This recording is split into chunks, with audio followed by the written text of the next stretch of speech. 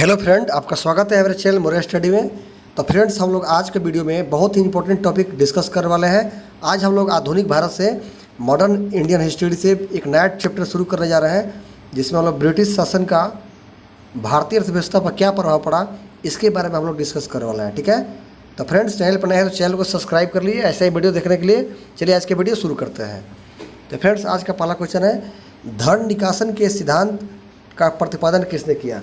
Friends, drain of wealth theory का प्रतिपादन किसने किया, तो ये आपको पता होगा, दादा भाई नौरोजी ने किया था। ठीक है, धन निकासन का सिद्धांत कौन दिया, दादा भाई नौरोजी। चलिए फ्रेंड्स, आज का चलते हैं अगला क्वेश्चन। अगला क्वेश्चन है, 1892 में लिबरल पार्टी के टिकट पर ब्रिटिश हाउस ऑफ कॉमन्स में चुने जाने वाले पहले भारतीय कौन थे। तो फ्रेंड्स याद रखेंगे, ब्रिटिश हाउस ऑफ कॉमन्स में चुने जाने वाले पहले भारतीय थे दादा भाई नौरोजी। कौन थे, दादा भाई नौरोजी थे। लिबरल पार्टी के टिकट पे चुने गए थे 1892 में। ठीक है, चलिए आगे बात करते हैं फ्रेंड्स। बहुत इंपॉर्टेंट क्वेश्चन है अगला question, poverty and un British rule in India. Poverty and un British rule in India नामक पुस्तक लेखक कौन है, तो दादा भाई नौरोजी हैं। कौन है, दादा भाई नौरोजी। ठीक है, भारत का इनको ओल्ड मैन भी कहा जाता है एंड ओल्ड ग्रैंड मैन भी कहा जाता है। ठीक है, चलिए फ्रेंड्स अगला क्वेश्चन बात करते हैं, यह विचार किसने दिया कि भारत में ब्रिटिश आर्थिक नीति घिनौनी है। बताइए, बता सकते हैं फ्रेंड्स, भारत में ब्रिटिश आर्थिक नीति घिनौनी है, यह विचार किसने दिया, तो यह विचार दिया था कार्ल मार्क्स ने। कौन दिया, कार्ल मार्क्स ने नीति दिया कि भारत में ब्रिटिश आर्थिक नीति घिनौनी है। याद रखेंगे, इंपॉर्टेंट क्वेश्चन है। चलिए अगला क्वेश्चन है, औपनिवेशिक अर्थव्यवस्था की श्रेष्ठतम पुस्तक इंडिया टुडे के लेखक कौन है। फ्रेंड्स, इंडिया टुडे के लेखक कौन है, यह है रजनीपाम दत्त। कौन है, रजनीपाम दत्त है, जो औपनिवेशिक अर्थव्यवस्था की एक श्रेष्ठतम पुस्तक है। ठीक है, चलिए फ्रेंड्स अगला क्वेश्चन बात करते हैं। अगला इंपॉर्टेंट क्वेश्चन है, 1907 में टिस्को की स्थापना किसके द्वारा की गई। आपको पता होगा, टिस्को मतलब फुल फॉर्म होता है Tata iron and steel company की स्थापना 1907 में हुई थी। आपको पता होगा जमशेदपुर में हुई थी। ठीक है, जमशेदपुर में हुई थी। कौन सा स्थापना किया इसका, जे.एन. टाटा ने किए थे। ठीक है, जमशेदजी टाटा। चलिए अगला बात करते हैं फ्रेंड्स। अगला क्वेश्चन है, कुटीर उद्योग के विकास हेतु ऑल इंडिया स्पिनर्स एसोसिएशन की स्थापना किसके द्वारा की गई। याद रखेंगे, कुटीर उद्योग यानी छोटे छोटे उद्योग का विकास के लिए ऑल इंडिया स्पिनर्स एसोसिएशन का स्थापना किया गया महात्मा गांधी के द्वारा। ठीक है, ऑल इंडिया स्पिनर्स एसोसिएशन किसके द्वारा किया गया, महात्मा गांधी। चलिए फ्रेंड्स अगला बात करते हैं, 1854 में बॉम्बे स्पिनिंग एवं वीनिंग कंपनी की सूती वस्त्र की फैक्ट्री कैसे स्थापित की गई। याद रखेंगे, Bombay spinning and weaning company की सूती वस्त्र फैक्ट्री काओसजी डाबर के द्वारा स्थापित की गई। ठीक है, काओसजी डाबर 1854 में। याद रखेंगे, बॉम्बे में स्पिनिंग एवं सूती वस्त्र की फैक्ट्री स्थापित की गई। याद रखेंगे, किसके द्वारा, काओसजी डाबर के द्वारा। चलिए अगला बात करते हैं फ्रेंड्स। अगला क्वेश्चन है, वर्ष 1855 में भारत का प्रथम जूट मिल कहाँ स्थापित किया गया। तो भारत का प्रथम जूट मिल 1855 में स्थापित किया गया। कहाँ, श्रीरामपुर। कहाँ, श्रीरामपुर पश्चिम बंगाल में स्थापित किया गया। ठीक है, श्रीरामपुर पश्चिम बंगाल, याद रखेंगे। और सबसे पहले फैक्ट्री कहाँ लगा था भारत में, तो सबसे पहले फैक्ट्री लगा था मुंबई में 1854 में लगा था। ठीक है, किसकी फैक्ट्री, तो सूती वस्त्र की फैक्ट्री लगा था और स्पिनिंग की फैक्ट्री लगा था, बॉम्बे स्पिनिंग। याद रखेंगे, इंपॉर्टेंट क्वेश्चन है। चलिए अगला बात करते हैं, भारत का प्रथम चाय बागान कब स्थापित हुआ। भारत का प्रथम चाय बागान 1833 में स्थापित हुआ। 1833 में, इंपॉर्टेंट क्वेश्चन है। चलिए अगला बात करते हैं फ्रेंड्स, प्रसिद्ध इतिहासकार एम पनिकर एक प्रसिद्ध इतिहासकार हुए, हिस्टोरियन हुए। 1765 से 72 ईस्वी के काल को डाकू राज कहा है। याद रखेंगे, किस इतिहासकार ने 1765 से 1772 ईस्वी के काल को डाकू राज कहा है। याद रहेंगे, के.एम. पानिकर। चलिए आगे बात करते हैं। अब फ्रेंड्स अब बात करते हैं प्रमुख कृषि पद्धतियाँ के बारे में जान लेते हैं। इसमें जानते हो कि कृषि पद्धतियाँ में आप नाम सुने, तीन कठिया प्रथा। ठीक है, तो इसमें दो प्रमुख था, तीन कठिया प्रथा और एक था ददनी प्रथा। ठीक है, तो तीन कठिया प्रथा क्या आपको पता होगा, इसकी खास विशेषता क्या है। तो तीन कठिया प्रथा की विशेषता यही है कि इस प्रथा के अंतर्गत चंपारण यानी बिहार के किसानों को अपने अंग्रेज बागान मालिकों के अनुबंध पर भूमि के 3/20 भाग पर नील की खेती करना अनिवार्य था। यानी भूमि के 3/20 भाग पे नील की खेती करना अनिवार्य था। इसको 3 कठिया प्रथा भी कहा जाता है, ठीक है। इसी को बोलते हैं 3 कठिया प्रथा। यानी भूमि के 3/20 हिस्से पे आपको नील की खेती करना अनिवार्य है। चलिए आगे बात करते हैं ददनी प्रथा क्या थी फ्रेंड्स, याद रखेंगे ददनी प्रथा के बारे में जान लेते हैं। इस प्रथा के अंतर्गत ब्रिटिश व्यापारी भारतीय उत्पादकों, कारीगरों, शिल्पियों आदि से निर्मित माल प्राप्त करने के लिए अग्रिम अथवा पेशगी के रूप में धन देते थे। याद रहेंगे, अग्रिम और पेशगी के रूप में क्या देते थे, धन देते थे, ठीक है। चलिए आगे बात करते हैं फ्रेंड्स, ददनी प्रथा जान गए। चलिए अब आगे चलते हैं फ्रेंड्स, मोस्ट इंपॉर्टेंट टॉपिक है ब्रिटिश कालीन भू राजस्व व्यवस्था, ठीक है। आप सुने होंगे अस्थाई बंदोबस्त, रैयतवाड़ी, महलवाड़ी, ठीक है। तो इस सब के बारे में जान लेते हैं, डिस्कस कर लेते हैं। तो ब्रिटिश कालीन भू राजस्व व्यवस्था किस प्रकार थी जानते हैं। याद रखेंगे ब्रिटिश कालीन भू राजस्व व्यवस्था 3 प्रकार की थी। पहला थी अस्थाई बंदोबस्त, जिसको जमींदारी बंदोबस्त भी कहा जाता है।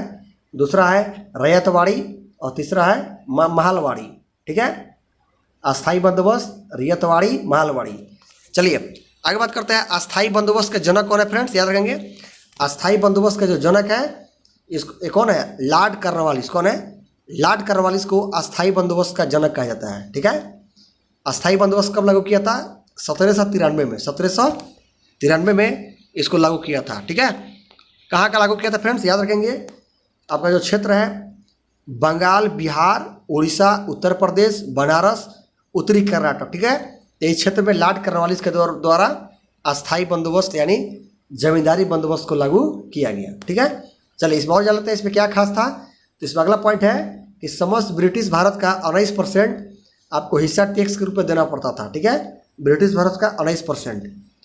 चलिए अगला का इंपॉर्टेंट पॉइंट है इससे, अगला इंपॉर्टेंट पॉइंट है भूमि अधिग्रहण सदैव के लिए जमींदार को, यानी इस अधिनियम के तहत भूमि अधिग्रहण का जिम्मा जमींदार को दे दिया गया। जमींदार को भूमि अधिग्रहण का हमेशा के लिए जिम्मा दे दिया गया, ठीक है।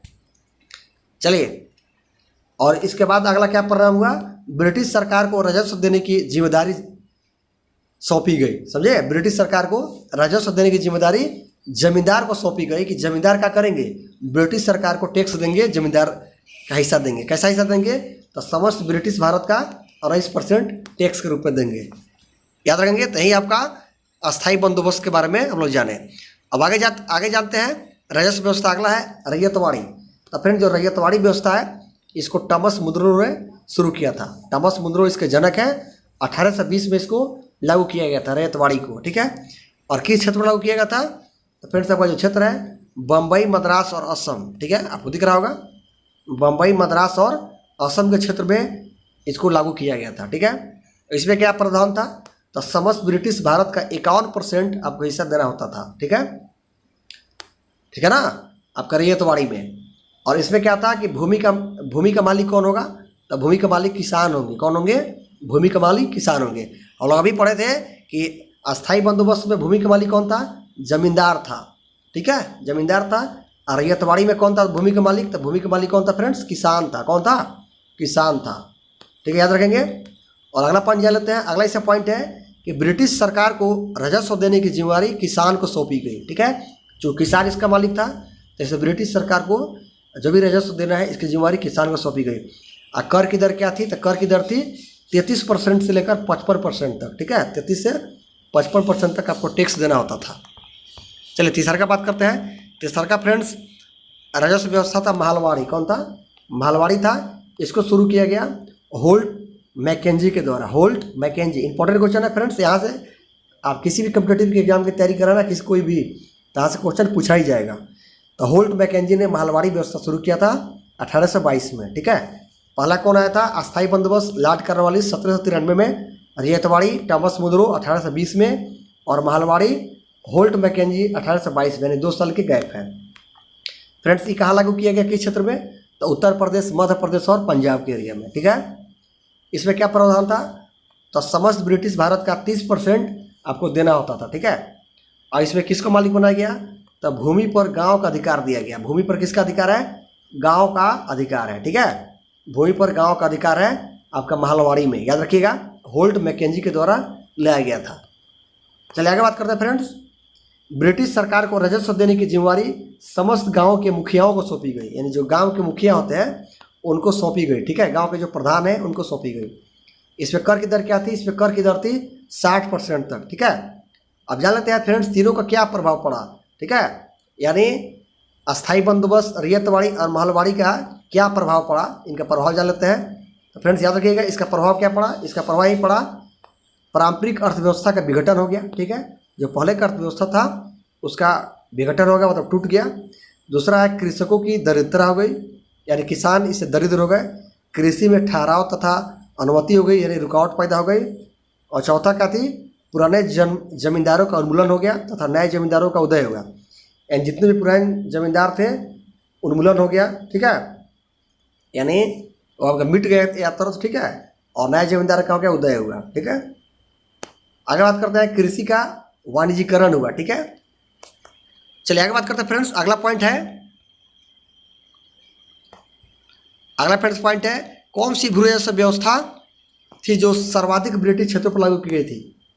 बताइए फ्रेंड्स, कौन सी भू राजस्व व्यवस्था थी जो सर्वाधिक ब्रिटिश क्षेत्रों पर लागू की गई थी? तो फ्रेंड्स यह थी आपकी रैयतवाड़ी, याद रखेंगे। रैयतवाड़ी वह व्यवस्था थी जो सर्वाधिक ब्रिटिश क्षेत्र पर लागू की गई थी, ठीक है, रैयतवाड़ी। नेक्स्ट है अस्थाई बंदोबस्त, यानी परमानेंट सेटलमेंट का सिद्धांत किसके द्वारा संबंधित है? तो अस्थाई बंदोबस्त किससे संबंधित है? तो भू राजस्व के निर्धारण से, भू राजस्व के निर्धारण से, ठीक है, याद रखिएगा। अब फ्रेंड्स अगला पॉइंट जानते हैं, भारत में रेलवे का कौन जनक है?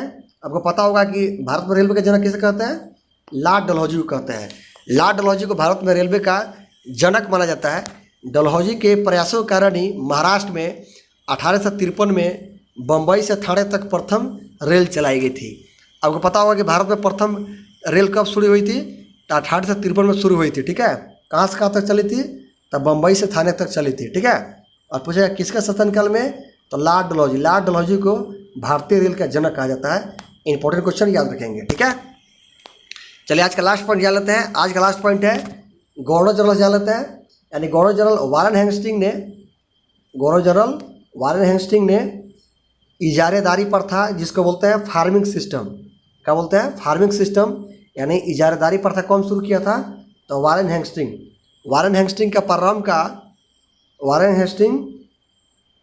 इजारेदारी प्रथा का प्रारंभ भू राजस्व की वसूली के लिए किया गया था। याद रखेंगे, इजारेदारी प्रथा यानी फार्मिंग सिस्टम का प्रारंभ किसके लिए किया गया? तो भू राजस्व की वसूली के लिए किया गया, ठीक है। और उस समय गवर्नर जनरल कौन था? तो वारेन हेस्टिंग था, ठीक है।